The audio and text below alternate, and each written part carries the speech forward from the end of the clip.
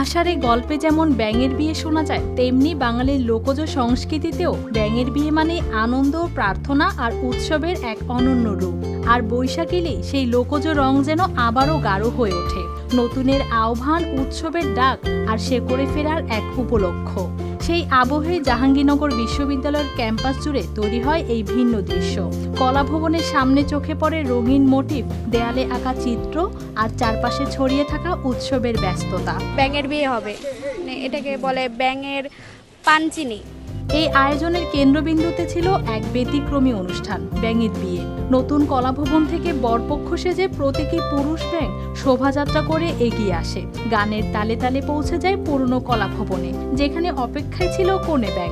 এরপর সবার উপস্থিতিতে সম্পন্ন হয় এই প্রতীকী বিয়ে, যা ঘিরে তৈরি হয় উৎসব মুখর এক আনন্দঘন পরিবেশ। দিন শেষে আসলে আমাদের প্রাপ্তিটা এখানেই যে হ্যাঁ, আমরা আমাদের ঐতিহ্যকে ধারণ করে, বুকে লালন করে আমরা এগিয়ে যাচ্ছি, বাংলায় কথা বলছি, সেই বাংলার মাসকে, বাংলার বছরকে আমরা গ্রহণ করছি এবং আনুষ্ঠানিকতার মাধ্যমে দিনটিকে পালন করছি। এটাই হচ্ছে আমাদের কাছে গৌরবের। শিক্ষার্থীদের ভাষায় বৈশাখ মানেই নতুন করে শুরু, আর সেই শুরুকে ঘিরে এমন লোকজ আয়োজন তাদের শেকড়ের সঙ্গে আবারও যুক্ত করে। এছাড়াও আমরা আজকে চৈত্র সংক্রান্তিতে ব্যাঙের বিয়ের আয়োজন করেছি এবং এখানে ষাঁড়ের মোটিভ, তারপরে ঘোড়ার মোটিভ, এগুলো তৈরি করা হয়েছে। ক্যাম্পাসে বসেছে 3 দিনব্যাপী বৈশাখী মেলা। পাশাপাশি অনুষ্ঠিত হয়েছে ভেলা প্রতিযোগিতা, যেখানে বিজয়ীদের জন্য ছিল ভিন্নধর্মী পুরস্কার, রাজাহাঁস, মোরগ ও কবুতর।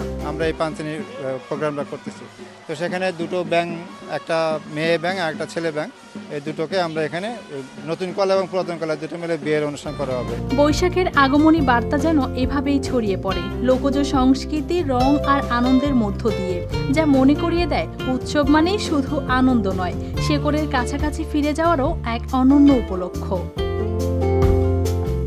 News desk, RTV।